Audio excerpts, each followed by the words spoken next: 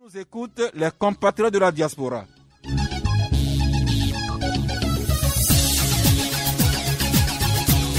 À la technique aujourd'hui, Datevi, Thomas et Géraud Dakucha autour de la table. 4 confrères et un invité que nous attendons incessamment. L'actualité est bien riche aujourd'hui, le plateau l'est tout autant. Alors nous comptons sur nos invités pour avec l'esprit de concision que nous puissions aborder tous les points inscrits au menu de cette émission. Naturellement, la pandémie à la Covid-19, les contaminations qui continuent à flamber un peu partout dans le monde, comment s'organise la riposte sanitaire, notamment les protocoles en traitement au Togo, la problématique de réouverture des lieux de culte, nous allons en parler, et puis sur le terrain sociopolitique, le cas à Gboyome qui connaît un certain rebondissement. Et naturellement, l'apparition de santé et éducation, vous comprenez que le sujet, le menu est très étoffé, n'est-ce pas, Gadia Tchonyadji? Tout à fait, le menu est étoffé. Bonjour à tous ceux qui nous écoutent. Merci, Abbas Issaka de Le Mania Libéré, bonjour. Bonjour Jalou, bonjour à tous les auditeurs et tous ceux qui nous écoutent. Merci, Sylvestre Béni. Bon, je ne dis pas bonjour. Oui, bonjour, ça c'est bonjour à tous nos amis qui nous écoutent.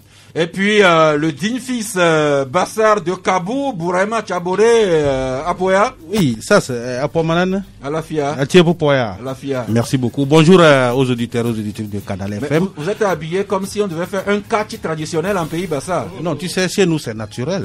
Les catch c'est naturel, on est là, on apprend, on évolue et puis on grandit avec. Merci, nous attendons notre invité qui va nous réjouir incessamment. La pensée du jour, nous l'avons partagé il y a quelques semaines, mais nous le ramenons. C'est Paul Valéry qui a écrit « L'homme sait assez souvent ce qu'il fait, mais il ne sait jamais ce que fait ce qu'il fait. » Encore une fois, l'homme sait assez souvent ce qu'il fait, mais il ne sait jamais ce que fait ce qu'il fait. Cela nous introduit au vieux constaté. C'est une information qui circule sur les réseaux depuis hier. Nous avons vérifié ce matin jusqu'au sein de la société dont il est question. L'information est portée par le confrère en ligne gapola.net. Hier mardi, un agent releveur de compteur de la CET faisait sa ronde habituelle. Il était au quartier Tokoin Sebevito, non loin de l'hôtel Plateau. Aux alentours de 9h35, l'agent de la CET sonna au portail d'une maison. On lui ouvrit et l'agent expliqua aux occupants des lieux qu'il était là pour couper le compteur à cause de nombreuses factures impayées. C'est alors que le couple d'expatriés blancs, l'homme et la femme, se jetèrent sur l'agent de la CET, le rouant de coups et le poussant hors de leur maison. Le monsieur et sa femme de race blanche ont appelé en renfort leur chien, très agressif, qu'ils ont lâché contre l'ouvrier de la CET. Ce dernier n'eut la vie sauve que grâce à l'intervention des riverains qui lui portèrent secours. Alors il rentra chez lui au bureau et narra l'affaire. Vous comprenez que les syndicats se sont saisis de l'affaire, la direction également. Et aux dernières nouvelles, nous apprenons que la CET a saisi la police qui est allée interpeller le couple de blancs hier. La CET qui s'apprête à porter plainte contre le monsieur et sa femme pour tous les services qu'ils ont fait subir à l'ouvrier de la CET. Alors cela pose un certain nombre de problèmes. Quelle est la sécurité des agents de la CET? On dirait également de la TDE sur le terrain. Comment est-ce qu'une maison, un monsieur et sa femme peuvent laisser les factures impayées pendant longtemps et quand l'agent vient couper, il se jette sur lui comme un malpropre. Et puis, je ne voudrais pas rappeler cette affaire qui se passe un peu partout aux États-Unis. Alors, des Blancs qui se croient en terrain conquis à l'endroit de cet ouvrier de notre pays. Le sujet est passionnant, mais vous avez chacun 1 minute pour réagir là-dessus. Le premier, Sylvestre Béni. Oui, moi je crois que ce couple blanc doit subir quand même la rigueur de la loi. Mais je voulais mettre un peu de bémol. Vous savez, cette situation, même un Togolais, un Noir peut le faire également. Voyez-vous, aujourd'hui, c'est compte tenu peut-être de la situation de la géopolitique où on voit souvent les Blancs mépriser les Noirs, que l'affaire on tente donc à mettre un peu plus donc du moins un peu plus de piquant sur cette affaire-là. Mais là, je me réjouis déjà que au niveau donc de la société, on a quand même pris l'affaire au sérieux et j'encourage vivement la société à porter plainte. Pas dans cette logique d'un couple blanc, mais pas des gens qui ont méprisé un agent de la société, pas des gens qui, malgré qu'ils ont des factures impayées, ne veulent pas obtempérer à ce qu'on coupe et qui, à plus forte raison, ont jeté leur chien contre donc ce monsieur-là, parce que ce chien-là peut-être attenter à la vie donc de cet agent de la société. Donc, je veux véritablement que la justice se fasse là-dessus. Mais comme mettre un peu de bémol là avec ce cliché de race blanche. Merci. Bourema Tchabouré. Non, moi je pense que c'est frustrant.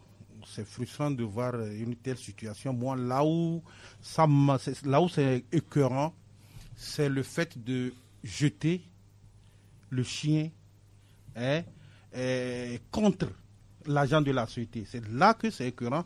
Et c'est en cela que je dis, et je reviens sur ce que le confrère vient de dire tout à l'heure, de ne pas peut-être connoter cette affaire. Mais je pense qu'il faudrait connoter cette affaire. Parce que c'est ce qui se passe ailleurs. C'est ce qui se passe aux États-Unis. Lorsqu'un agent de couleur noire, ou bien une personne de couleur noire a un problème avec une autre personne de couleur blanche, on jette le chien à la poursuite de la personne noire. C'est ce qui n'est pas normal. Moi, je pense, vous venez de dire tout à l'heure, que la société s'apprête à porter plainte. Moi, je pense que c'est tard. La société, depuis hier soir, jusqu'à ce matin, la société devait porter plainte. Parce que l'affaire est tellement grave qu'il ne faudrait pas attendre 24 heures pour aller devant les juridictions. Non, la société a déjà saisi la police depuis hier qui est allée interpeller, disons, les deux individus. Je pense que l'affaire est tellement grave. Et vous voyez, il y a 2 faits qui sont graves là-dedans. Non seulement le couple ne paie pas les factures qui sont là, qui sont restées impayées durant plusieurs mois, et ça, c'est punissable par la loi. En plus, le couple se permet d'agresser l'agent de la société. C'est ça qui est grave. Je pense qu'il faudrait aller vite pour nous donner une information. Abbas Issaka. Je pense que cet acte posé par ce couple-là, ce n'est pas parce qu'ils sont blancs. Ça aurait pu arriver chez un noir, parce que d'habitude, on voit aussi ces gens de la société, les releveurs ou bien ceux-là qui vont couper, être agressés par les populations. Pas avec les chiens. Non, le problème qui se pose actuellement, c'est qu'il y a agression complète sur un individu dans l'exercice de ses fonctions. Donc, le problème, la société ne peut pas se taire là-dessus. Les organisations de la société civile qui ont été saisies de l'affaire aussi s'en sont plaintes. Donc, il faudrait que l'affaire aille loin. Il y a des cas, c'est agression pour coups et blessures. Parce que c'est la dame qui a envoyé d'abord un coup au menton du releveur, et après, elle allait détacher leur chien pour que le chien termine avec le monsieur. Donc, agression pour coups et blessures. Cette affaire doit être saisie par la justice même, puisque c'est trop grave. Sinon, si les gens là ne sont pas punis, c'est que d'autres aussi peuvent continuer.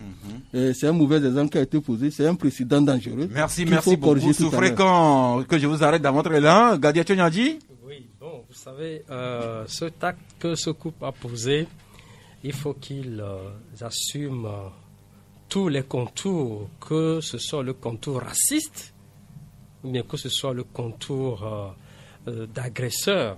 Vous savez, moi, je n'ai pas une opinion assez tranchée, mais je me dis que si jamais on les accusait de racistes, ils vont être pris là-dedans. Si on pose un acte de cette envergure, et c'est vrai que nous tous sommes des humains, mais bon, là, il faut vraiment faire attention, surtout pour une personne qui est dans la fonction, ou bien qui vient pour faire son travail. Il faut faire vraiment attention. Merci, voilà notre vue constatée. Et comme je l'ai dit, les syndicats de la CET sont vraiment sur un pied de guerre et attendent la façon dont la direction va trancher cette affaire. Il y va de la sécurité des agents de la CET sur le terrain. Du courant électrique, passons à l'eau. C'est une évidence que la TDE n'arrive pas à desservir toutes les villes et tous les quartiers.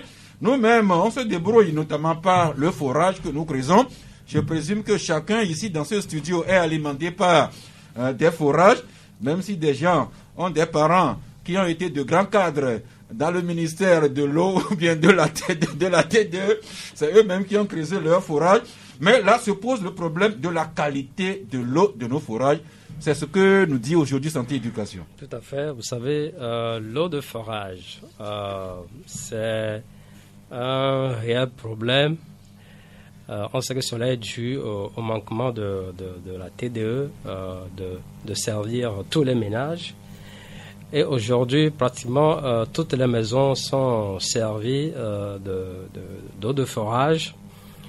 Et depuis un certain nombre d'années, il y a des études qui sont faites. Je me rappelle bien en 2015, avec le concours de l'Université de Lomé, on a fait une étude.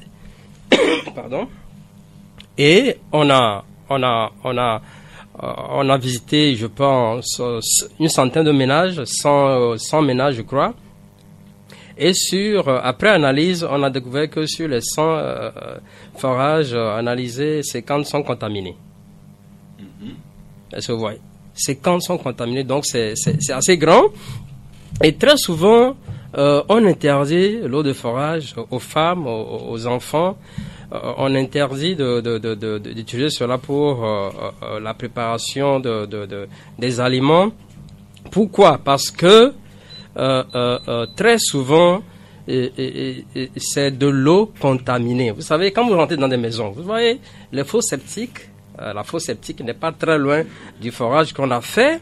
Et à travers les analyses microbiologiques et physico-chimiques, on a découvert que les forages, la plupart des forages à Lomé sont contaminés. C'est une alerte. La plupart des forages, il y a des problèmes. L'eau n'est pas bonne à être utilisée.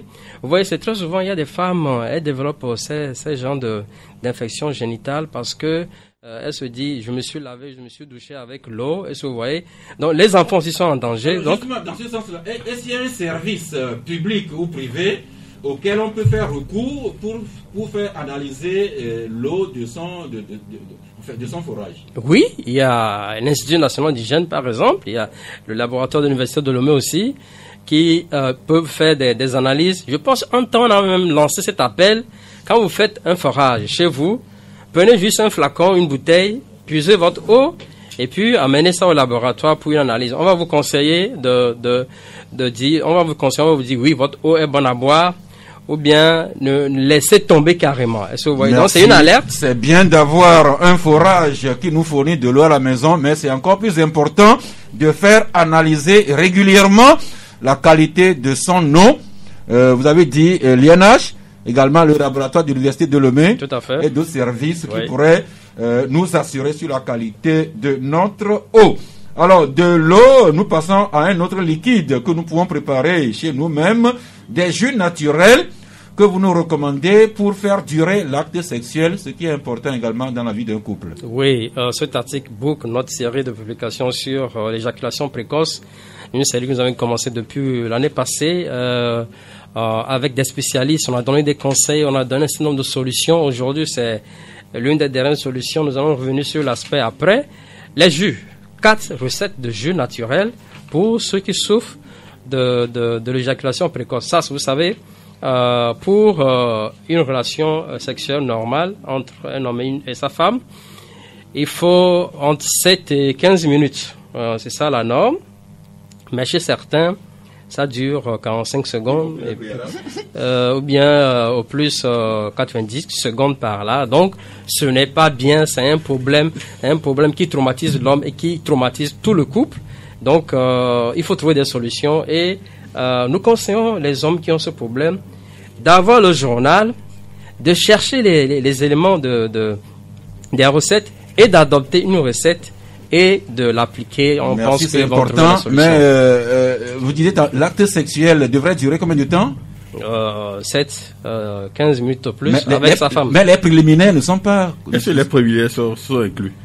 Les préliminaires, oui, les préliminaires sont inclus. Parce que je connais quelqu'un ici, les préliminaires peuvent durer des heures. Hein. Merci. Alors, si les conditions sont remplies et qu'il n'y a pas éjaculation précoce et qu'au sortir de rapport sexuel et la femme et l'homme sont satisfaits, il peut en être un enfant ou des enfants. Malheureusement, certains de ces enfants peuvent se révéler trisomiques, ce qui constitue une certaine charge dans la famille, un problème qui traumatise un nombre de foyers. Alors, à cette fin, vous avez approché une dame qui préside l'association des mères et amis des enfants trisomiques, qui s'est confiée à vous et qui lance un SOS. Aidez-nous à faire des enfants trisomiques des êtres autonomes et à contribuer à leur insertion socio-professionnelle. Oui, la trisomie, vous savez, c'est une anomalie au niveau des chromosomes. Il y a plusieurs sortes. Et c'est une malformation congénitale. La plupart du temps, ces enfants trisomiques, même en famille, on ne les aime pas.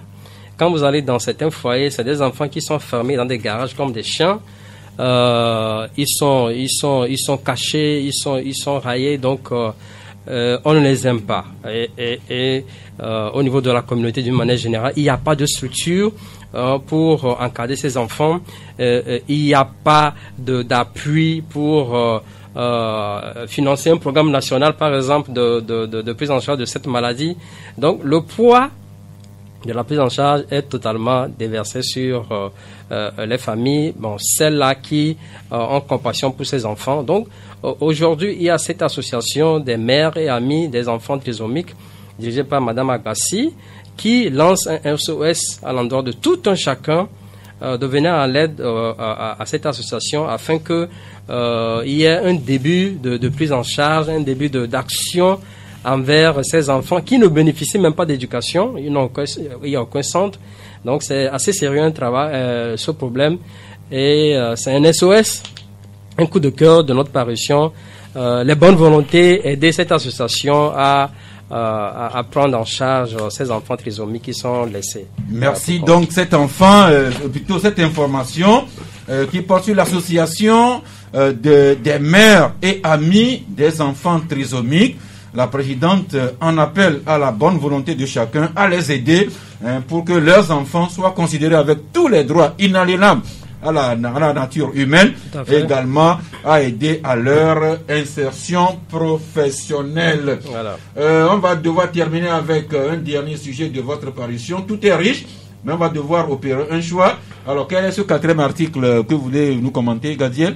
Vous savez, il y a un article là-bas sur le basilic Esrou, qui on a une recette dans l'article qui aide à lutter contre ou bien à réduire la fièvre. À faire baisser même la fièvre. À faire baisser la fièvre, parce que vous savez, aujourd'hui, la fièvre, c'est un symptôme de plusieurs maladies. Quand vous êtes à la maison et que ça vous prend, vous avez à côté Esrou.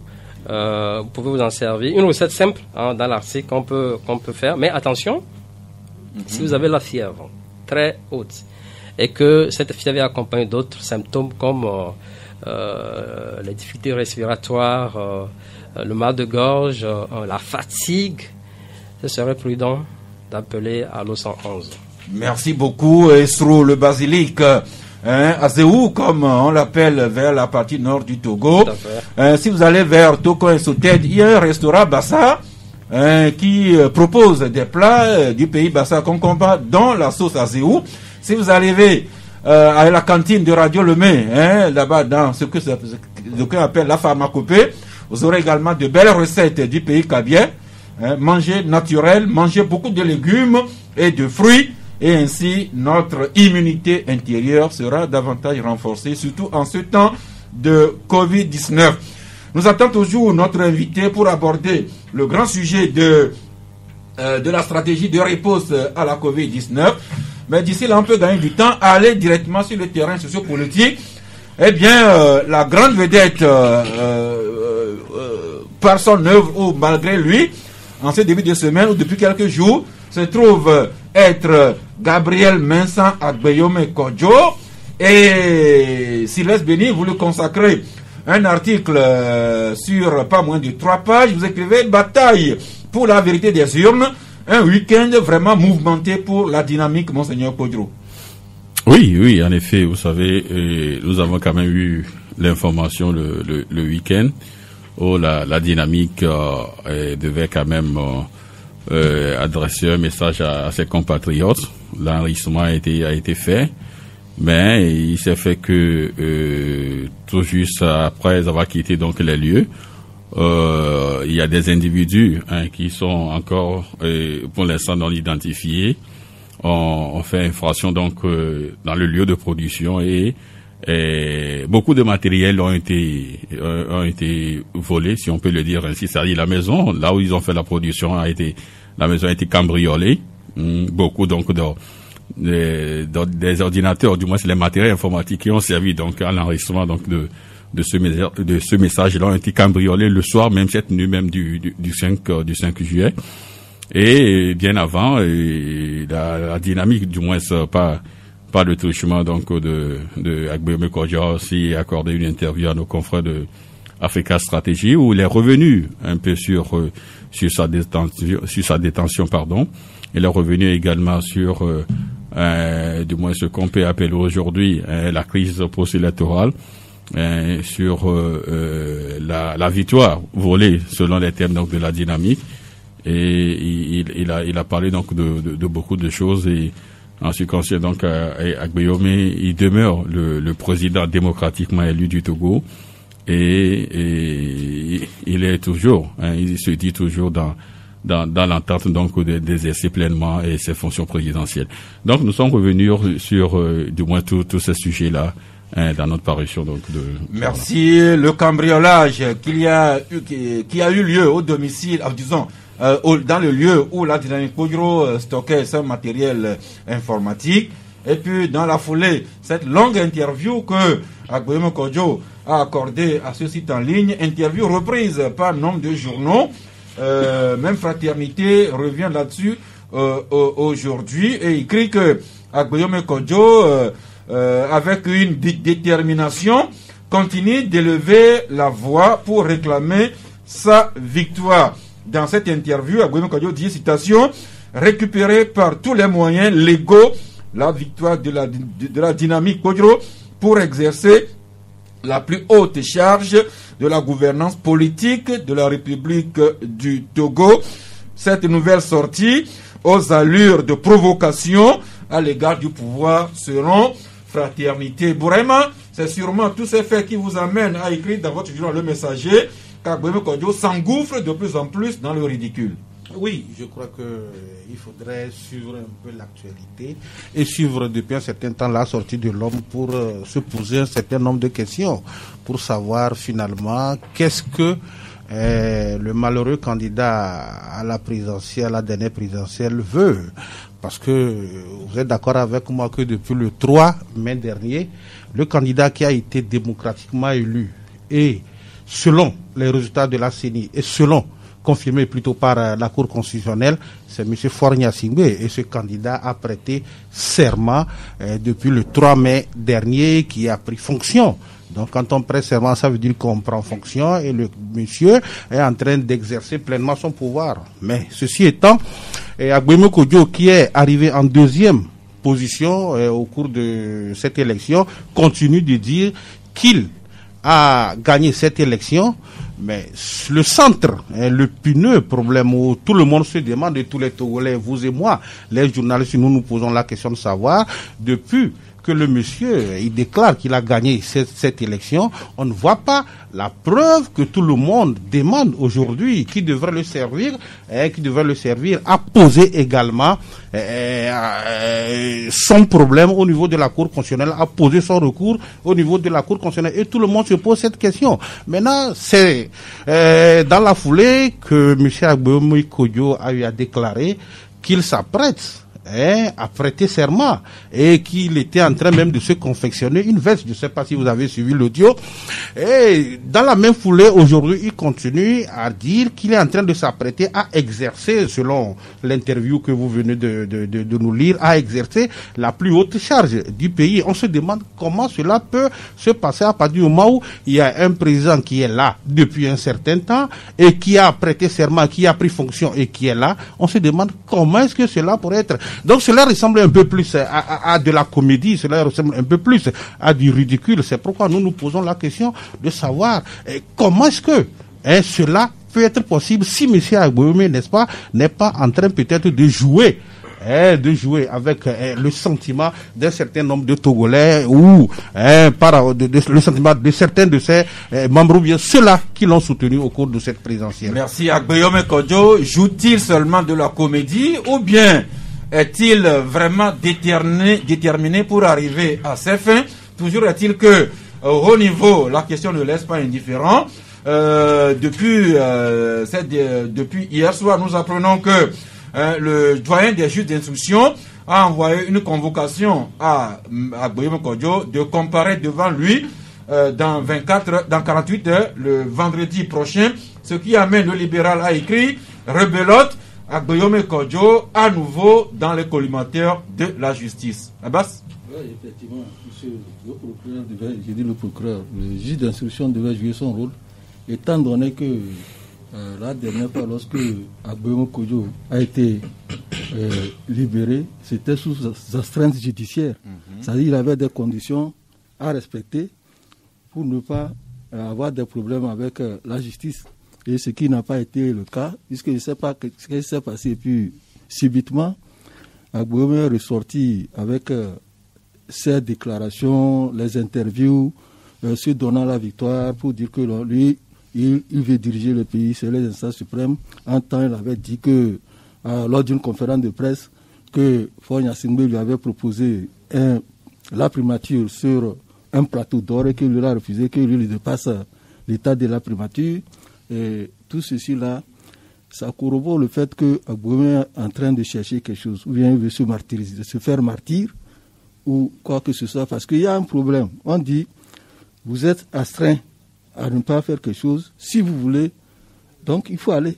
Et il a continué, il a fait des déclarations, il a posé des actes qui défient l'autorité de la justice. Donc l'autorité de la justice ne peut pas se taire pour le laisser continuer. Puisque dans la convocation, on n'a pas effectivement stipulé que c'est concernant ces sorties, mais on dit c'est pour affaire le concernant. Pour affaire le concernant, donc c'est demain, on va savoir si c'est par rapport à ces sorties, vendredi plutôt, si c'est par rapport à ces dernières sorties-là que la convocation ou l'invitation lui a été adressée, ou c'est pour encore continuer par l'enquête, parce que c'est le juge d'instruction qui l'a appelé, ce n'est pas le procureur de la République ou de la Cour d'appel, le procureur général. Donc c'est le juge d'instruction. C'est dans la logique de ce que des enquêtes pour parvenir à rétablir la vérité, ou c'est par rapport à la dernière sortie de Agbeomo Kodjo. Eh bien, donc, comme je l'ai dit, depuis le week-end dernier, Agbeomo Kodjo et la dynamique aujourd'hui défraient la chronique sociopolitique.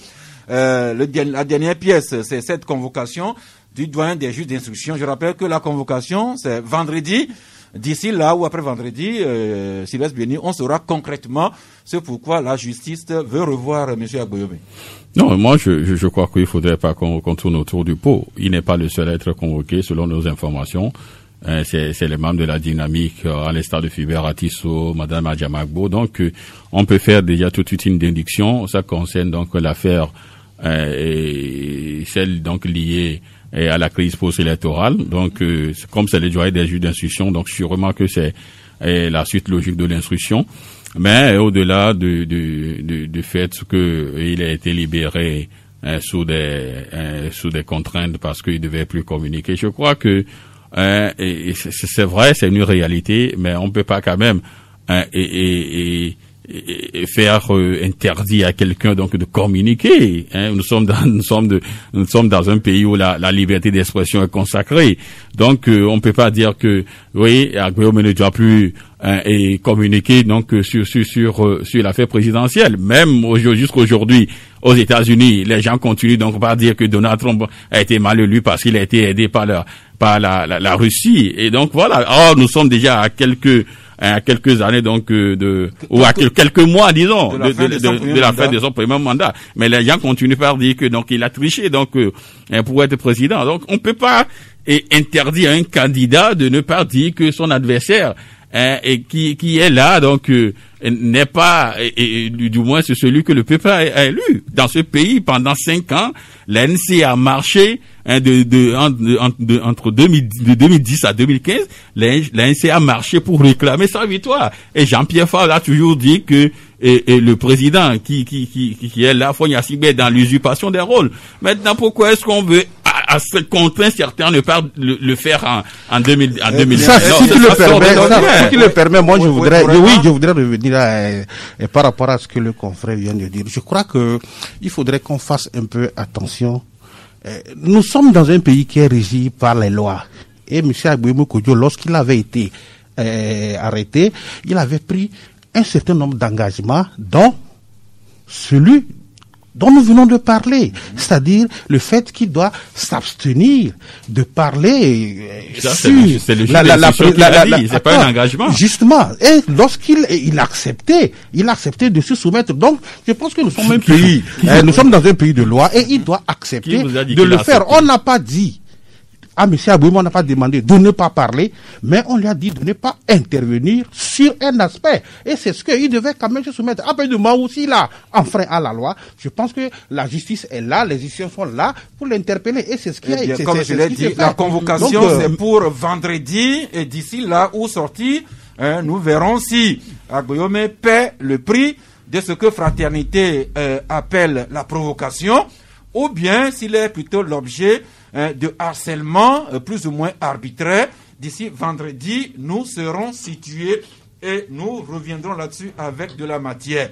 Ça ne peut pas être un harcèlement. J'ai présenté les deux éventualités. Mais on vient de dire que c'est dans la suite logique de la crise, puisque selon vous l'avez dit, la convocation ne précise pas l'objet. Oui. C'est pourquoi nous faisons l'ouverture.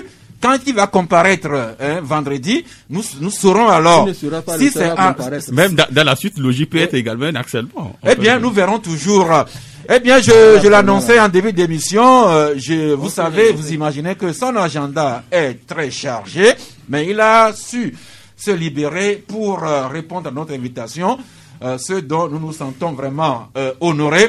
Notre invité, professeur Majesté Watewa Iou, bonjour. Bonjour. Je ne semblais pas si bien dit quand il disait que votre agenda est très chargé. Vous qui êtes le premier responsable du CHR Lomé Commune pour la prise en charge des cas de Covid-19, vous êtes également membre du conseil scientifique. Avec toutes ces charges-là, vous avez pu nous trouver un peu de temps. Nous vous en sommes reconnaissants. Avec Merci. Vous, donc, nous allons revenir sur la problématique de la riposte à la Covid-19. Alors, comme nous le faisons d'habitude, voulez-vous nous situer sur les cas de contamination? Combien de personnes sont contaminées au Togo? Combien sont malades à ce jour, professeur? Merci beaucoup, chers amis, chers journalistes. Aussi vous féliciter pour le travail que vous faites parce que vous prenez les mêmes risques que nous quasiment en recevant des gens que vous ne connaissiez pas et qui peuvent aussi être source de contamination pour vous. Donc vous acceptez le fait, vous le faites bien et je crois que nous tous, nous jouons un rôle qui est important pour notre pays. L'histoire le retiendra. Merci. Dans ce sens, mais je peux vous rassurer que nous faisons un gros effort pour porter le cache-nez comme vous le voyez. Nous faisons également l'effort de nous laver les mains, de nous désinfecter régulièrement et nous faisons l'effort aussi autant que possible d'observer la distance sociale. Pour le reste, nous nous en remettons au Dieu Tout-Puissant. Merci. J'ai bien remarqué que vous le faites si bien. La preuve, à l'entrée de votre studio, vous avez mis un dispositif de lavage des mains. Et je me suis lavé les mains. J'ai vu un passant qui ne venait pas ici qui s'est lavé les mains. C'est-à-dire que c'est le volet aussi social, votre contribution à cette lutte pour qu'un jour nous puissions voir le bout du tunnel. Alors, la question que vous m'avez adressée, où en sommes-nous?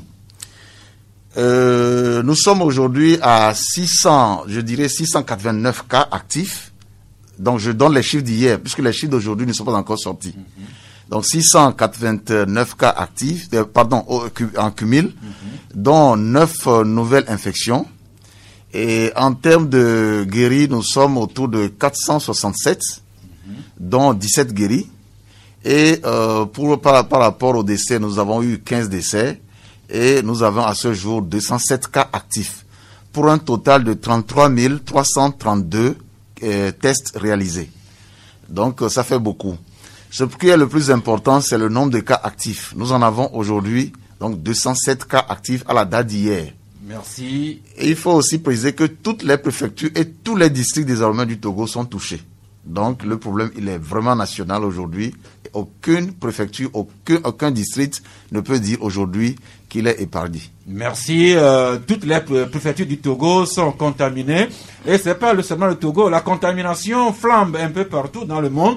Nous apprenons que notre voisin de l'Ouest, le président ghanéen, s'est mis en isolement.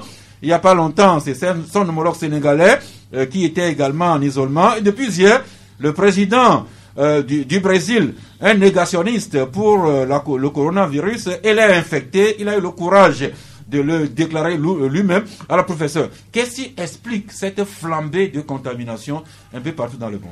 La flambée de contamination, vous me posez la question, mais en réalité, vous avez déjà la réponse. Et tout le monde a la réponse, mais j'aurai l'honneur de revenir là-dessus.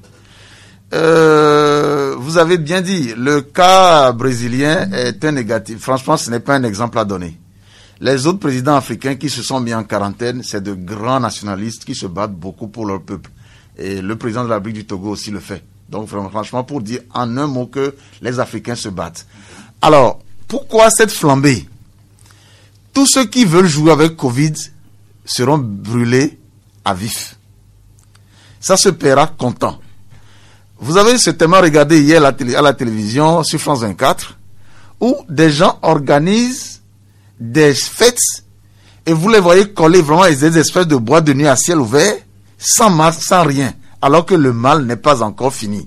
Ils ont encore des milliers de cas actifs et ils s'adonnent à ça. Il y a eu même dans certains pays des fêtes, notamment aux États-Unis, où, quel était l'enjeu? On invite des gens infectés qui font la fête et dansent toute la nuit avec des gens non infectés et on donne un prix à celui qui a été le premier infecté de cette partie de danse. Voilà un peu là où nous en sommes arrivés pour dire combien l'inconscience est en train de devenir la règle. Et le Togo, notre pays, est aussi branché sur ces chaînes internationales et voit. Du coup, les gens vont se dire, mais si dans ces pays où on a compté des dizaines de milliers de morts, les gens prennent la chose à la légère, pourquoi est-ce que nous au Togo, avec seulement 15 morts, on nous demanderait autant d'austérité? Je veux juste dire aux gens que les chiffres que nous avons au Togo ne sont pas tombés du ciel. Ça a été le travail que vous avez fait, que les médecins font, que les pouvoirs publics font. Ce n'est pas un cadeau. Le Togo aujourd'hui se positionne comme le deuxième pays en Afrique, de l'Ouest du moins, sinon en Afrique, où nous sommes deuxième en termes de moins de contamination. C'est un gros travail qui est fait et ça coûte des milliards à l'État togolais. Je vous assure, si nous continuons ça pendant encore 6 mois, nous allons tous nous appauvrir. Des milliards. La stratégie est laquelle? C'est faire en sorte de n'avoir pas à payer en termes de maladies, mais mettre l'argent dans la prévention. Si parmi nous, ici tout à l'heure, on dépiste quelqu'un de positif, non seulement on me mettra en quarantaine si ce n'est pas moi, si ce n'est pas... Mais en plus de ça, on va mettre au moins de 30 à 90 personnes autour de cette personne qu'on va confiner quelque part. Pour faire en sorte que si parmi eux, une personne s'infecte, qu'on puisse l'isoler, l'extraire, alors qu'elle est en surveillance médicale. C'est ça qui a fait que nous n'avons pas eu les cas qui sont à gauche, à droite et qui brûlent à l'emporte-pièce. Les autres pays ont commencé, mais c'était tellement cher qu'ils ont abandonné. C'est pour cela que les pays autour de nous, il y en avait qui n'étaient pas aussi affectés que nous. Aujourd'hui, ils ont 3 fois nos effectifs. parce que justement, ils n'en peuvent plus, ils ont été obligés de relâcher. Le Togo continue de le faire. C'est pour cela que nous avons très peu de cas dans notre pays. Parce que la riposte contre le Covid est extraordinairement chère. Alors, revenant précisément à votre question, cette flambée est due aussi que les gens apprennent souvent les mauvaises choses. On regarde ce qui se passe en Occident. Ils ne respectent, le mot mesure barrière n'est pas kabien, hein? Il n'est pas akposo, c'est du français. Nous l'avons hérité des Européens. Mais quand tu vois eux-mêmes aujourd'hui, ils ne respectent quasiment pas les mesures barrières. Ils font comme si de rien n'était. Et certains pays, malheureusement, ont recommencé à reconfiner parce que la deuxième vague tant redoutée semble commencer chez eux.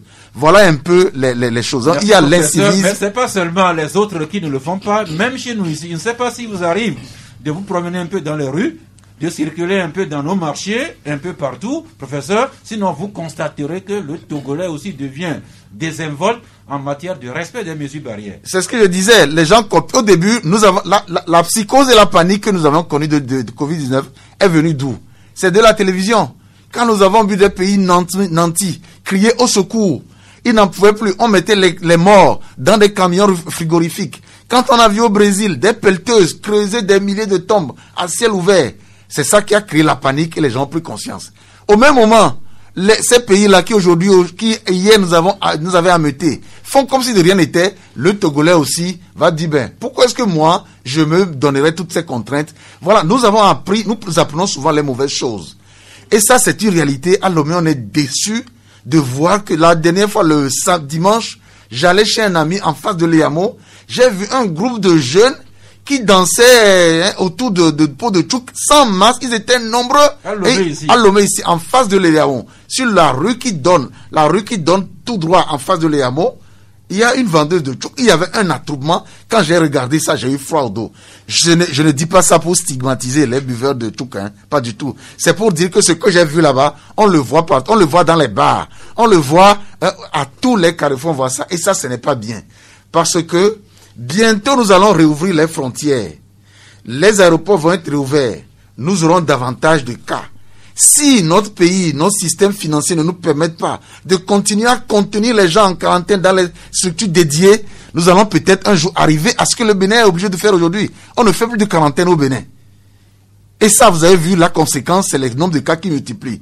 Si on arrive à ça, et qu'en plus de ça, il y a ce relâchement, je vous assure que nous allons arriver à des milliers de cas.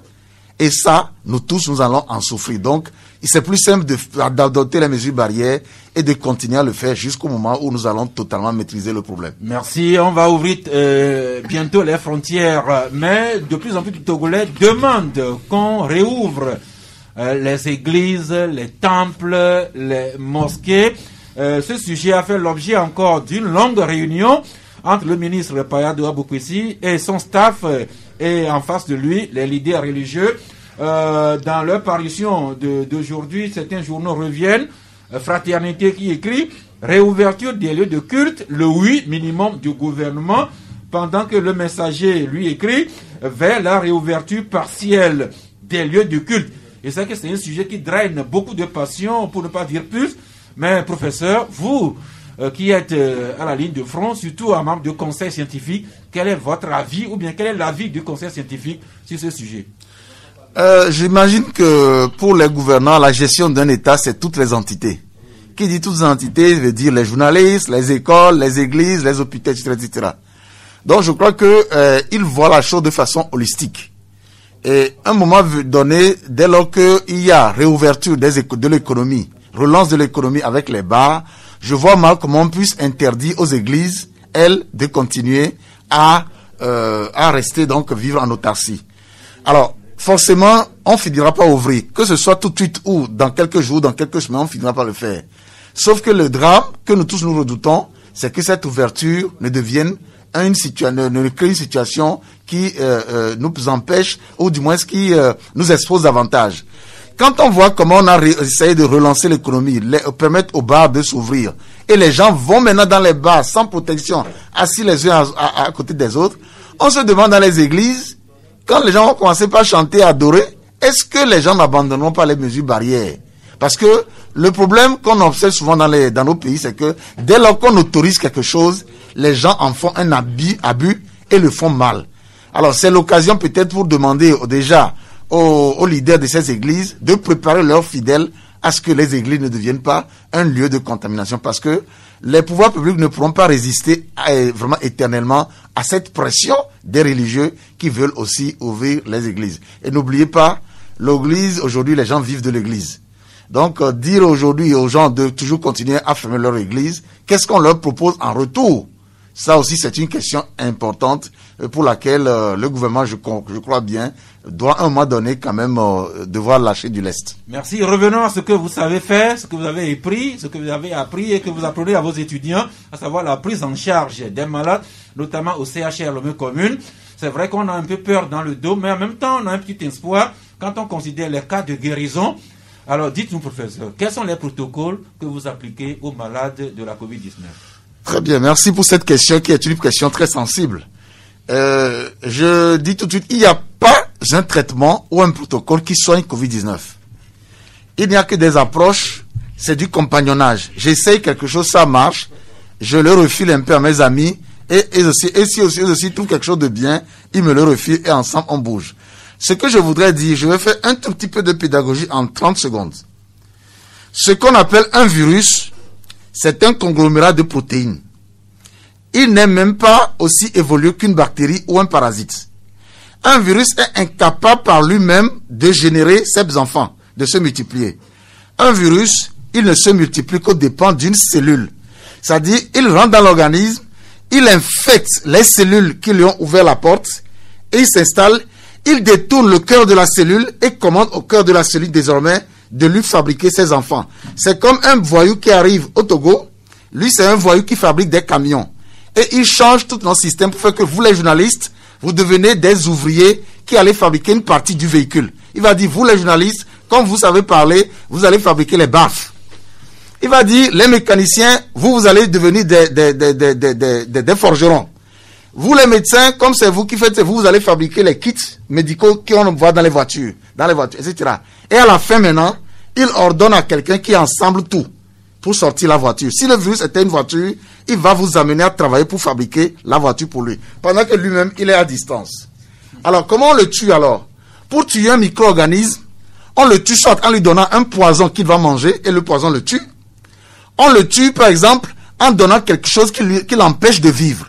Voilà quelqu'un qui ne respire ni ne mange. Il est là. Comment allez-vous le tuer? Avec un médicament. Ça veut dire que vous lui donnez un poison, il ne mangera pas puisqu'il n'a jamais faim. Il ne respire pas, donc il ne va jamais... vous ne pouvez pas l'intoxiquer par un gaz, rien du tout. C'est ça un virus. Donc, retenez-le aujourd'hui. Il n'existe pas à ce jour un seul médicament, je dis bien un seul médicament qui est déjà tueur virus, qui tue un virus aujourd'hui ou qui tuera un virus. Il n'y en a pas. Il n'y a que des médicaments qui freinent les capacités du virus à ordonner la fabrication de ces particules à lui. Donc le virus, il ordonne à chacun, toi fabrique le bras de mon enfant, toi fabrique la tête de mon enfant. Et à la fin, quelqu'un va assembler et ça devient un virion, un petit virus. Lui-même, il ne le fait pas. Donc, qu'est-ce que nous faisons? On fait en sorte que l'ingénieur qui fabrique la tête de son enfant, que cet ingénieur n'ait pas les éléments pour fabriquer la tête de cet enfant. Donc, ça devient un virus avec une tête mal formée. On fait en sorte qu'on donne un médicament qui empêche le virus, qui empêche l'organisme de fabriquer les pattes de son futur enfant qu'il veut fabriquer. Donc, ça devient un enfant, un virus qui est né, mais avec des mauvaises pattes. Donc, cet enfant qui est né avec des mauvaises pattes, il ne pourra pas marcher. Donc, on a freiné sa progression. On l'a ralenti.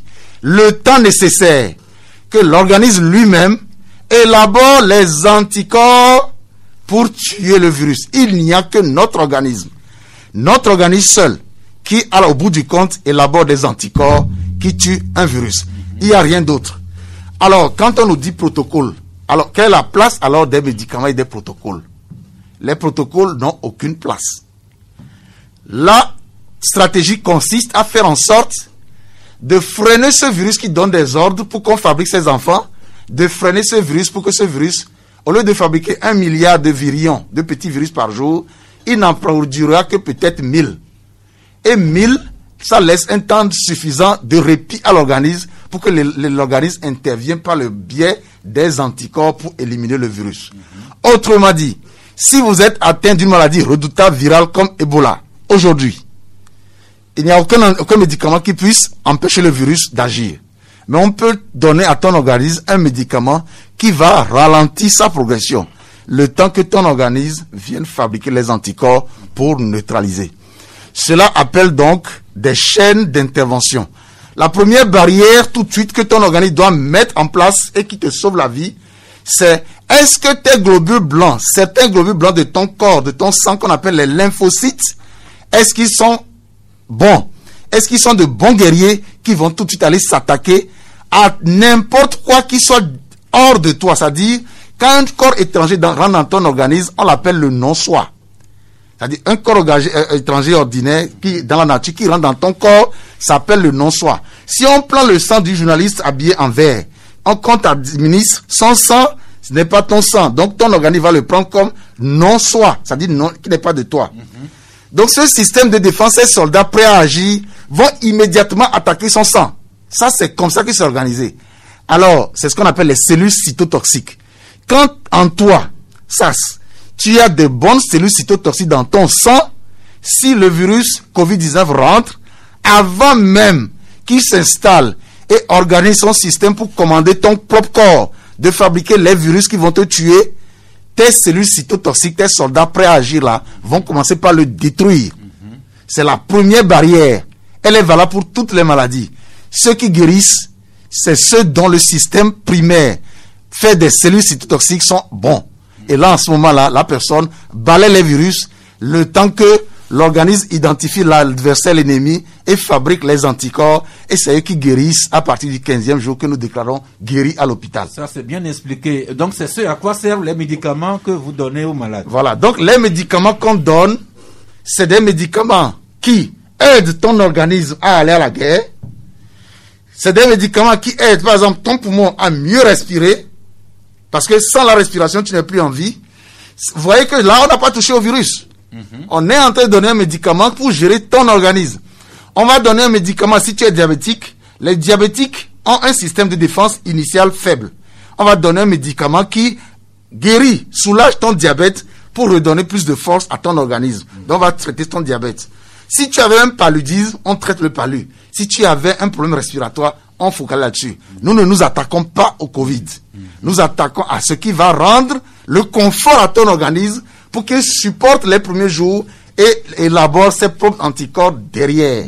C'est ce que nous faisons. Alors, la question, où se place la chloroquine dans tout ça?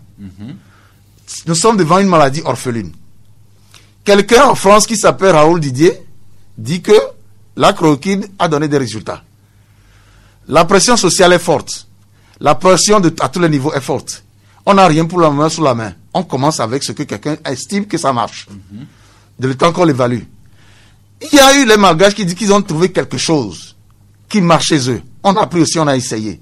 Et aujourd'hui, je peux vous dire que les récents résultats que nous avons présentés le vendredi dernier prouvent que ceux à qui nous n'avons pas donné rien du tout, à qui nous avons donné les médicaments qui aident l'organisme à être robuste, comme la vitamine C, on guérit plus vite que les gens qui ont reçu l'hydroxychloroquine azithromycine. Et les gens qui ont reçu donc la potion malgache ont encore une meilleure rapidité de guérison. Et le dernier dans le classement, c'est l'azithromycine et l'hydroxychloroquine. Ceci corrobore très bien ce que nous avions dit depuis. Mais la grosse question est de savoir, si on n'avait pas donné l'hydroxychloroquine et l'azithromycine, qu'est-ce que cela aurait été? On ne sait pas. Mais nous disons donc que dès lors qu'un médicament, que nous y croyons ou pas, donne des résultats et a permis que certains guérissent, la science étant assez large, nous n'ayons pas les connaissances infuses, nous disons que c'est peut-être qu'il y a quelque chose dans ça que la science ne connaît pas encore, qui peut-être peut aider. Donc nous continuons dès lors que nous ne perdons rien en le faisant. D'autant plus que l'université de Lomé vient d'ajouter 4 projets de médicaments dans ce jeu. La présentation a été faite par le président Kokoroko en personne. Vous en étiez. Alors, 4 projets de médicaments qui vont être testés incessamment dans les cliniques. Professeur. Absolument. Donc, si vous avez compris un peu comment un virus agit et évolue, alors la stratégie ici, c'est Ne pas prétendre trouver des médicaments qui tuent le virus parce qu'il n'y en a pas, mais c'est trouver des médicaments, des molécules, même s'ils sont africains, qui donnent une meilleure forme à l'organisme, qui disent au système immunitaire, lève-toi et bats-toi. C'est ce qu'on appelle les immunostimulants. Donc, on a trouvé des médicaments qu'on a testés en laboratoire. Lorsqu'on les ajoute au sang humain, on remarque que ces médicaments, ces molécules ont la faculté de rendre agressives nos systèmes immunitaires cellulaires. C'est-à-dire, ça rend agressifs nos soldats dans le sang, qu'on appelle les lymphocytes T, qui deviennent cytotoxiques. Alors, si un médicament peut les réveiller, ça veut dire que c'est un médicament qui peut réveiller l'immunité. Or, ici, dans la première barrière qui est importante contre tout virus, c'est la première barrière qui est le réveil des cellules de l'immunité, qu'on appelle les lymphocytes cytotoxiques. Donc, si vos lymphocytes cytotoxiques se réveillent bien, c'est bon. Donc, ces médicaments se sont révélés en laboratoire qu'ils peuvent réveiller le système immunitaire. Donc, c'est ce que nous voulons, c'est un immunostimulant. Ce médicament, si on le donne, les gens le prennent et que ça réveille leur immunité tout de suite contre le virus, ça peut aider. Et les tests là vont commencer concrètement quand? En réalité, ça commence le 1er septembre parce qu'il y a encore des phases qu'il faut faire. Vous savez, toute la science, c'est le nerf de la guerre. Parce que l'argent, plutôt, c'est l'argent essentiel pour la science. Même et surtout pour la science. Surtout pour la science. Donc, nous n'avons pas encore réuni tous les moyens parce que il faut maintenant aller à la production de ces médicaments. Il faut aussi s'assurer que sur le long terme, on a déjà eu des candidats cobayes qui ont déjà utilisé, dont moi-même qui vous parle, on a utilisé, ça ne nous a pas tué. On a dosé, donc on a recherché au niveau de nos organes nobles. Les organes nobles, c'est quoi? C'est le cœur, le rein, le foie, le cerveau et le sang. On a recherché à ce niveau, il n'y a eu aucun signe de toxicité. Ça dit que ça ne peut tuer un homme, c'est bon. Donc, à partir de là maintenant, on va, à partir de septembre, après que tous les contours de la chose aient été vus, on commence maintenant à recruter les patients. Les patients atteints dans les centres de prise en charge, à savoir le CHLOB commune et EDAOBA. Si EDAOBA jusque-là reste encore un centre de prise en charge Covid. Merci. Alors, les confrères sont impatients, je les comprends.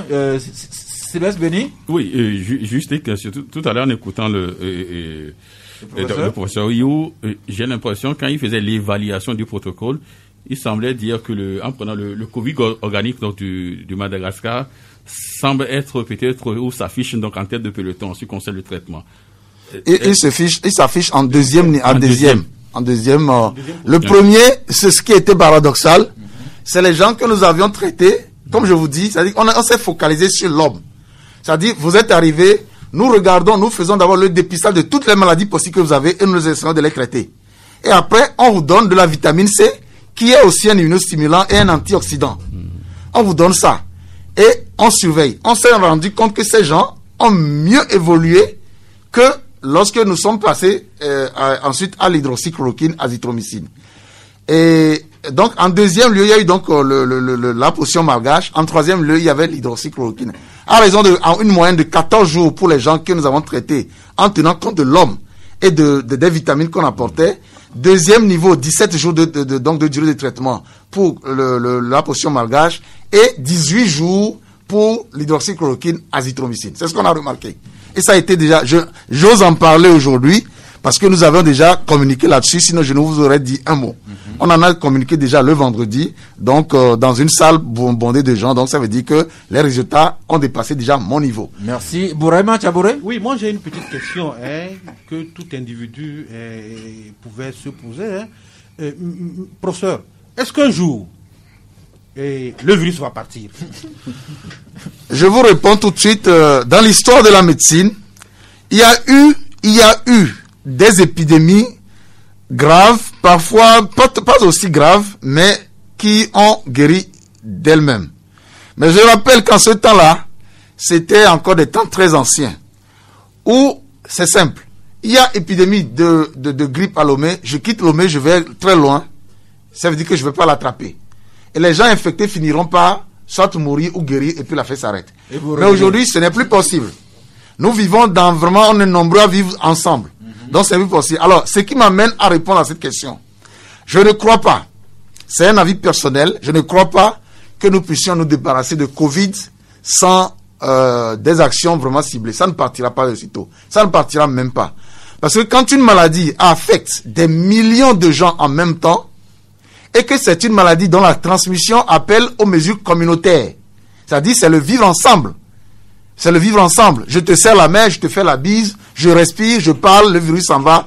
Quand la maladie est de cette nature, il est quasiment impossible de pouvoir de réussir à l'éteindre. Je vais vous donner un exemple. Prenez la tuberculose. C'est une maladie respiratoire dont la bactérie est éliminée par voie respiratoire. Mais ça fait 100 ans qu'on lutte contre cette infection. Ça fait 100 ans que nous avons le vaccin. Depuis que ça a été découvert par Robert Koch. Ça fait 100 ans.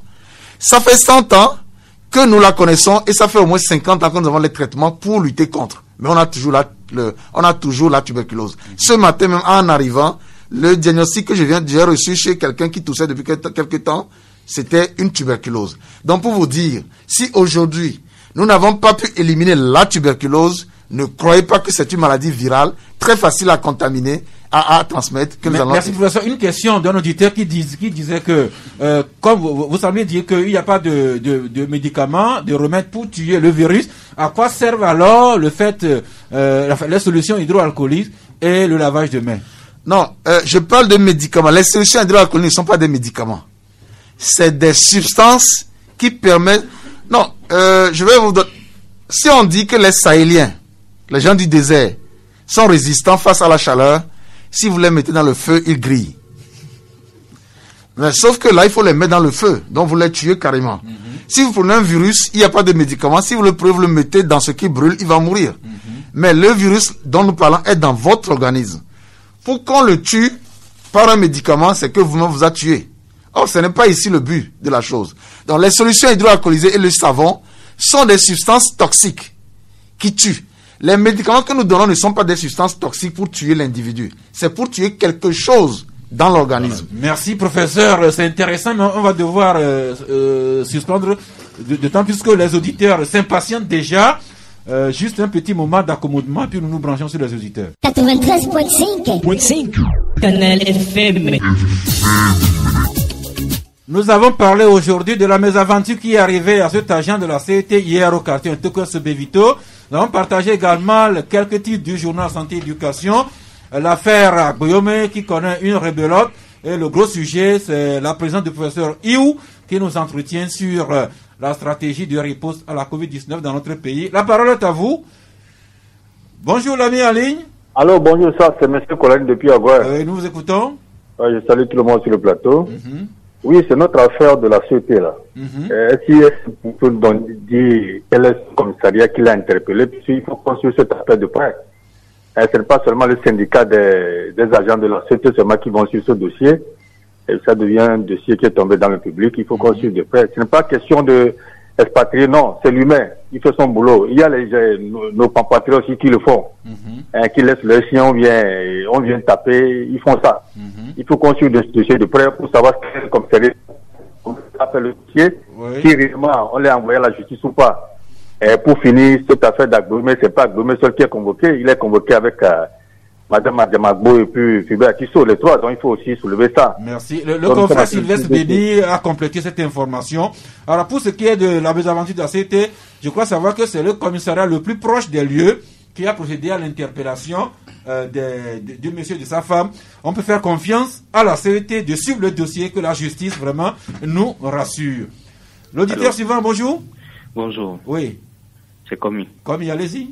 J'ai deux questions. Une question pour le professeur. Je le remercie d'ailleurs.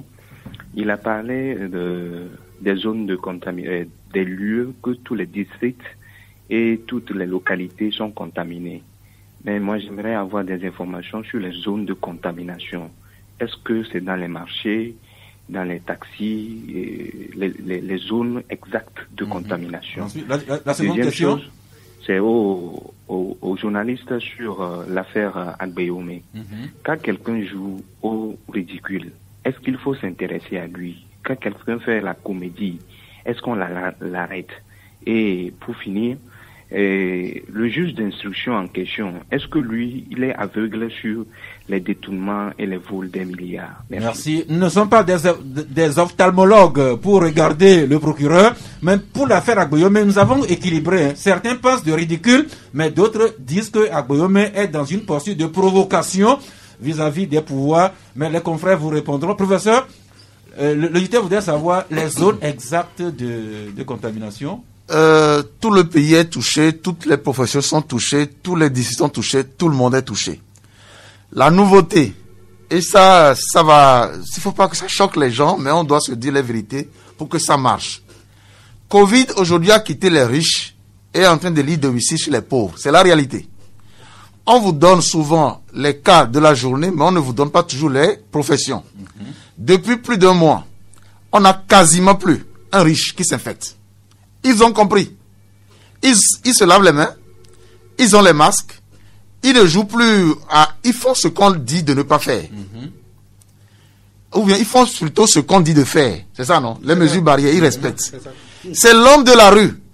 Moi et les autres qui sommes dans la rue, qui ne croyons pas à l'existence de la maladie, qui pensons que c'est du jeu, la maladie maintenant est domicile chez nous. Quand vous voyez tous les jours, c'est maçons, menuisiers, apprentis soudeurs, ménagères, agriculteurs, c'est le bas peuple. C'est eux qui font Covid maintenant.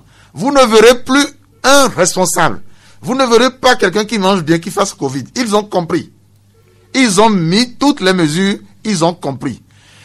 Si vous voyez encore quelqu'un qui mange bien, qui a pris Covid, c'est quelqu'un qui est arrivé par un voyage, c'est un voyageur qui est arrivé des États-Unis, mais après lui là, quand le Covid s'éteint chez lui, il n'infecte personne et personne n'attrape. Parce que eux, ils ont compris. Donc, c'est surtout ça qu'il faut retenir. Que Covid est rentré dans les communautés et devient la maladie de la vendeuse de gaou, la maladie du Zimidjaman. Professeur, oui. Vendeuse de quoi? De gaou. Gaou, c'est vendeuse de beignets. Vendeuse de beignets. Mais non, c'est pour que tout le monde puisse comprendre. C'est clair. Merci. Eh bien, les auditeurs qui s'impatientent en ligne, bonjour. Et alors, monsieur Sass, bonjour. Bonjour à vous. C'est Apollinaire. Oui, allez-y, Apollinaire. S'il vous plaît, j'aimerais poser une question à le docteur. Le docteur cubain, il sort là actuellement ou pas? Professeur. Deuxième question pour votre confrère là. Il dit que nous sommes dans le pays de droit. Bon, lorsque Fort Nassing était prêté serment là, est-ce qu'il a déclaré leur bien? Merci. Merci, professeur. Vos confrères cubains, ils sont où? En un mot, oui, ils sont là. Ok. Oui, vraiment, je pense que de droit pour tout le monde au Togo. Oui, je me suis aidé par rapport au premier auditeur qui voudrait savoir si pourquoi je dis que Agboyome, il a parlé de quelque chose. Si on prête attention à un ridicule. En tout cas, ça c'est mon analyse. Je crois que nous sommes dans un pays qui est régi par les lois et que si le procureur de la République ou bien le doyen des juges juge que il y a un individu, il y a un citoyen qui a posé un acte, je crois que ça c'est l'État, ça c'est le pouvoir public. Moi c'est mon analyse, j'ai fait des analyses par rapport à ce que j'ai constaté, par rapport à un certain nombre de faits, donc c'est mon analyse. Ça, qu'il y ait suivi ou pas, ça ce n'est pas bon problème. Merci. Un pays de droit c'est toujours normal, je pense que c'est la même chose que je suis en train de dire. Nous sommes dans un pays de droit, c'est pas parce qu'à des moments donnés, il y a des problèmes, à des moments donnés, on reproche au pouvoir public un certain nombre de choses que nous ne sommes pas dans un pays de droit. Et sinon on vivrait dans l'anarchie. On rappellera que régulièrement, nous interpellons le chef de l'État et tous les hauts commis de l'État de se conformer à la loi, de déclarer leurs biens et tout le monde en serait plus aise. L'auditeur suivant, bonjour. Oui, bonjour monsieur. Oui, c'est monsieur? Toussaint. Pardon? Ekpao. Monsieur Ekpao. Ouais. Ok, nous vous écoutons. D'accord, c'est une petite question au professeur. Oui. Concernant les barrières qu'on nous oblige d'utiliser régulièrement, telles que le cachinet. Allô? Oui, allez-y. Le cachinet que nous portons tous les jours, à tout moment, est-ce qu'un jour, ça ne peut pas nous causer une autre maladie, puisque nous rejetons le CO2 que nous reprenons au même moment, puisque les cachinets empêchent l'air de sortir. Et au même moment, on fait rentrer l'oxygène, on rejette le CO2 que nous reprenons encore. Oui. Est-ce qu'un jour, ça ne peut pas nous... Merci, c'est compris, professeur. Est-ce que nous ne nous intoxiquons pas en portant les bavettes à longueur de journée? Non, on ne s'intoxique pas. C'est pour ça qu'on dit souvent que dès que vous arrivez quelque part, que vous êtes seul, vous pouvez enlever le cache-nez pour respirer seul. C'est quand vous vous retrouvez à 2, à 3, l'un à côté de l'autre, vous mettez le cache-nez. Et aussi le cache-nez, il faut le laver. Il faut le laver quand c'est lavable pour débarrasser les bactéries dedans et on peut le remettre. Merci. Donc seul dans un véhicule, on ne devait pas mettre le Absolument. C'est ça. L'ami qui attend en ligne, bonjour. Bonjour. Oui, c'est monsieur Monsieur Agbogbo. Agbogbo. Oui. Oui, allez-y. Je vais intervenir concernant la réouverture des églises là. Moi, je pense qu'il faut beaucoup de patience. Hein. Sinon, si on rouvre les églises et on trouve des cas que les chrétiens vont fréquenter encore ces églises-là. Oui, la question est posée, chers confrères. Non, moi je pense que nous l'avons déjà... Non, vous avez beaucoup parlé aujourd'hui. Silas Béni c'est Abbas qui voulait parler. Oui. Bon, en attendant que tu Abbas. Oui, allez-y. La réouverture des églises dont on parle là, je pense que c'est un couteau à double tranchant. Parce que là où nous sommes en train d'aller, on dit on veut éviter la contamination, les regroupements.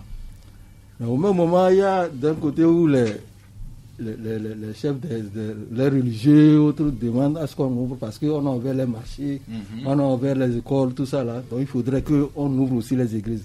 Mais le problème, c'est que si on ouvre même les églises aujourd'hui, qui seront limitées, qu'est-ce qui prouve qu'on n'a pas autorisé à une église de s'ouvrir? Qu'est-ce qui va l'empêcher de pratiquer ces cultes puisqu'on n'a pas de beaucoup de soldats, de FOSAP, ils sont seulement 5 000. Ils sont seulement 5 000 pour contrôler toutes les églises et toutes les mosquées qui sont ouvertes. Donc la question reste posée. Faisons confiance aux ministres et aux leaders religieux de trouver la solution la plus idoine. L'auditeur, bonjour. Bonjour, comment vous allez? Ça va chez nous? Ça va, ok. C'est Patrick. Hein? Oui, allez-y Patrick. Voilà, j'ai 3 petites questions. C'est seulement une. Il y a beaucoup de gens qui attendent. Choisissez ce qui vous tient le plus à cœur. Plutôt dans notre temps, là, vous accordez 20 minutes, mais vous prenez encore ces 20 minutes, donc il va falloir revoir ça au moins pour que ça puisse aller à midi 30. Ok. Bon, ça c'est la remarque. Ma première question est celle-ci. Entre-temps, vous avez dit qu'il y a des médecins cubains qui sont arrivés pour porter moins forte à notre médecine. Oui. J'aimerais savoir s'ils sont toujours là. Ils sont là. Ok. Seconde question. Ça, si vous avez reçu un chef traditionnel entre-temps sur ce studio et qui disait que le port des bavettes n'était pas nécessaire, il a donné ses calculs. Bon, j'aimerais poser la question au spécialiste qui est là, le médecin, si réellement ce que le chef avait dit était réel ou pas. Professeur Wu, je ne sais pas si vous avez suivi le chef d'Agban, quand nous l'avons reçu, il avait dit que les bavettes n'étaient strictement pas nécessaires. Je crois que déjà lui-même cette il s'est déjà ravisé. Donc les bavettes, c'est s'il y a une seule chose que nous devons, deux choses je vais dire, c'est bavettes et lavage des mains. Merci beaucoup. Oui. L'auditeur suivant, bonjour. Bonjour. Oui, c'est monsieur? C'est Arès. Pardon? Arès. Oui. Ok, allez-y. Je voudrais poser la question au médecin. Souvent je suis il y a une chaîne là, câblée qui s'appelle Média d'Afrique, je ne sais pas. Média TV. Allez-y rapidement, s'il vous plaît. Oui, s'il vous plaît, c'est par rapport à un médecin que je suis souvent, je crois un médecin chercheur, qui dit que non, qu'il n'y a pas de coronavirus et tout, chaque temps. Je voudrais savoir ce que le médecin va nous dire. Professeur, ce médecin, il faut le confiner. Ça dit tout. La question reste posée sur les négationnistes qui continuent. Il faut les confiner.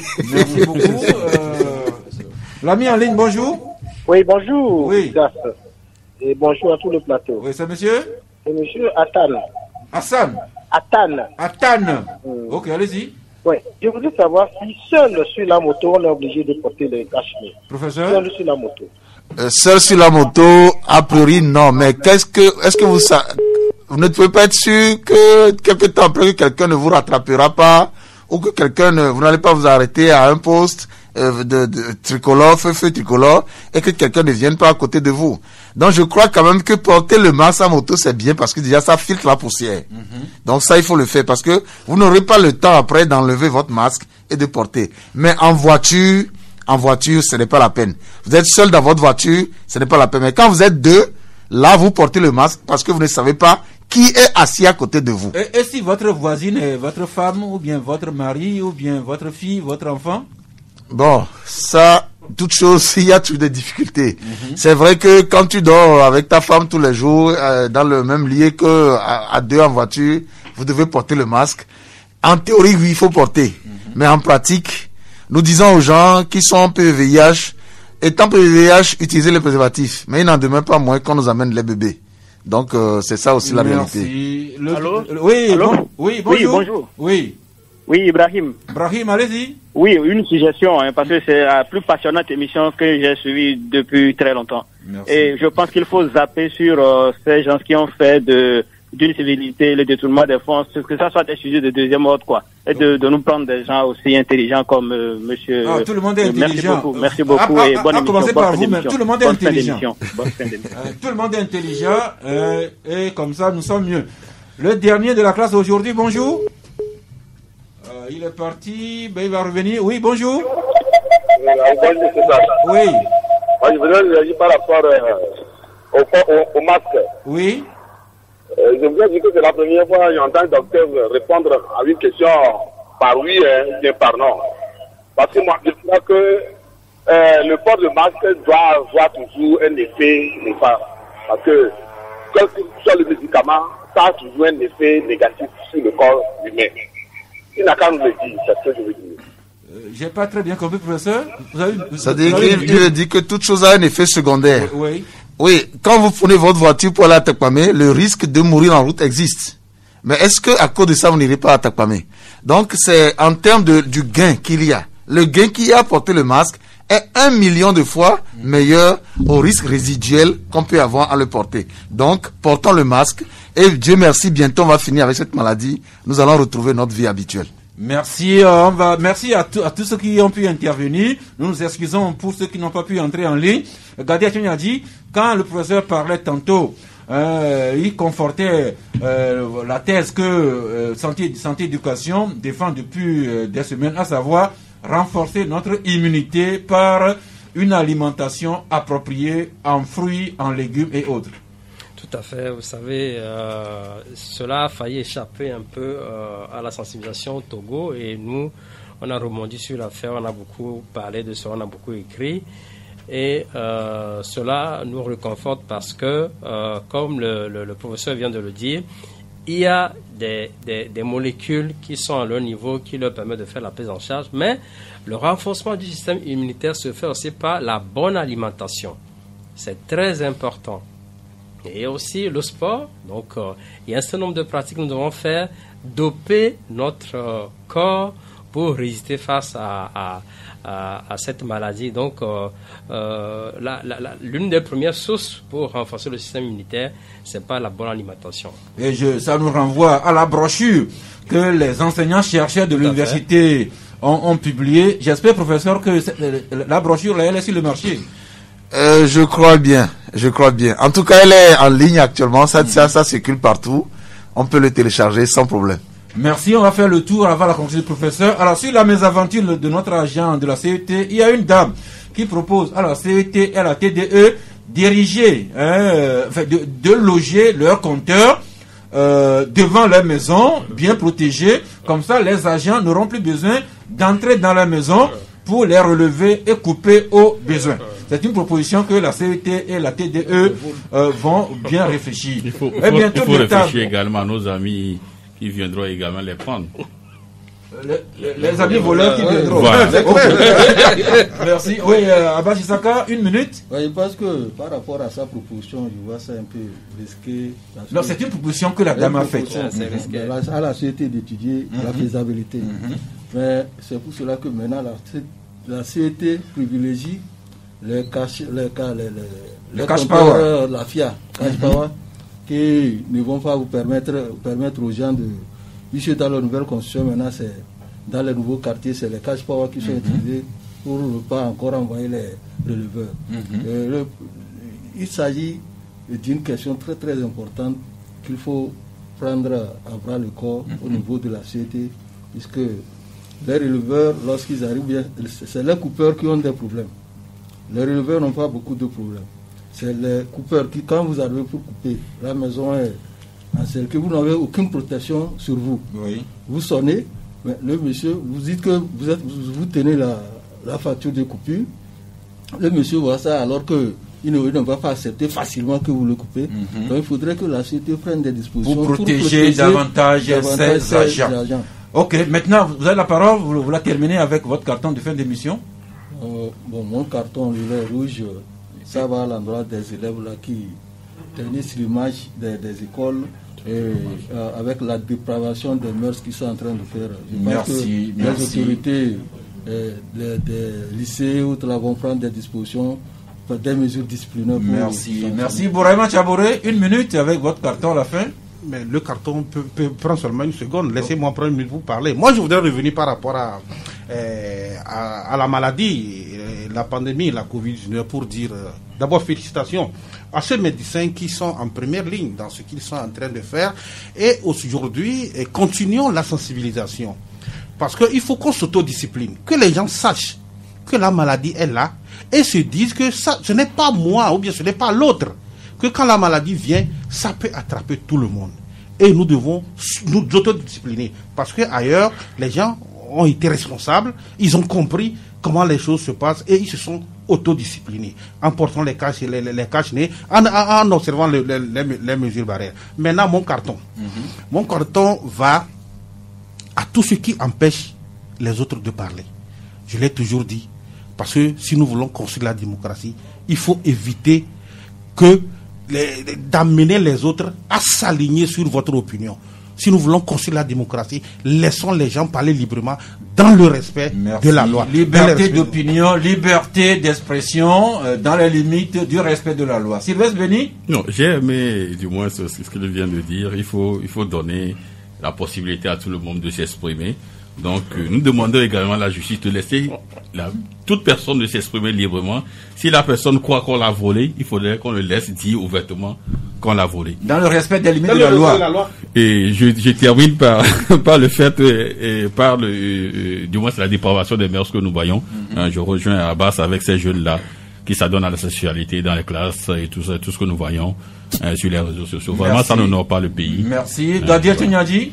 Les recettes publiées par l'Université de Lomé en collaboration avec les thérapeutes, on les a dans notre journal Santé et Éducation. C'est gratuit pour tout le monde. Il faut les mettre en pratique pour renforcer le système immunitaire.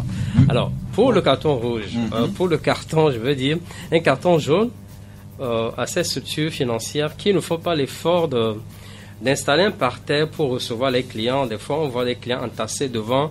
On ne respecte même pas la distanciation. Devant les guichets. Devant les guichets et puis dehors. Il n'y a même pas d'appartement, il n'y a même pas de chaise. Donc, ce n'est pas très bien.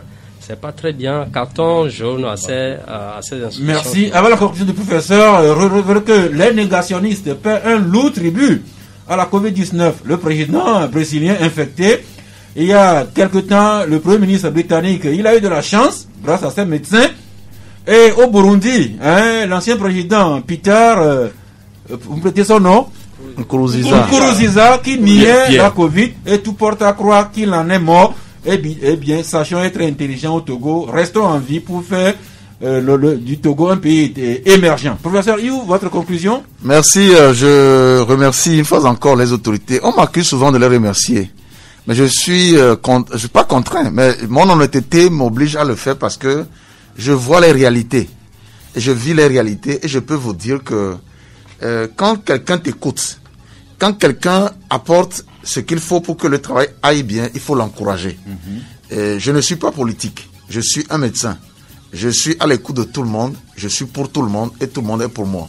Donc sur cette base-là, je voudrais les remercier pour l'effort qui est fait. Covid-19, ça coûte très cher, très très très cher. Un malade asymptomatique, les calculs faits sommairement, nous coûte pour le contribuable togolais, un seul malade asymptomatique, c'est au-delà de 700 000 francs CFA. Quand la personne est polysymptomatique, c'est-à-dire quand il est à très peu de signes, il va autour de 900 000, 1 million. Quand il est au coma et à la réanimation, il faut compter parfois 3 millions par patient. Et nous en avons beaucoup. Les cas graves, nous en avons beaucoup. Les gens ne croient pas parce qu'on ne montre pas à la télévision la souffrance des gens dans les réanimations. C'est une évidence. Ça coûte très cher. Ces coûts ne tiennent pas compte des machines, ne tiennent pas compte des rénovations, des hôpitaux qui sont en train d'être construits ou qui vont être construits pour la prise en charge de ces cas. ça va coûter cher pour notre pays, pour tout le monde. C'est notre argent à nous tous. C'est pour cela que nous devons travailler pour que les mesures barrières soient respectées. Alors je me permets aussi de donner un carton rouge. Non, l'invité ne donne pas de carton. Non, je vais le faire. Le faire. C'est ainsi la règle, professeur. Une dérogation. Non, pas de dérogation, s'il vous plaît. Merci, professeur, pour votre disponibilité. C'est fini pour aujourd'hui, mais nous nous retrouvons demain à 11h, si Dieu le veut et Dieu le voudra. C'est une bénédiction de remercier ceux qui nous aident, en sachant qu'ils vont encore en faire davantage. C'est pourquoi le professeur remercie tant. C'est pour que les autorités en fassent toujours davantage.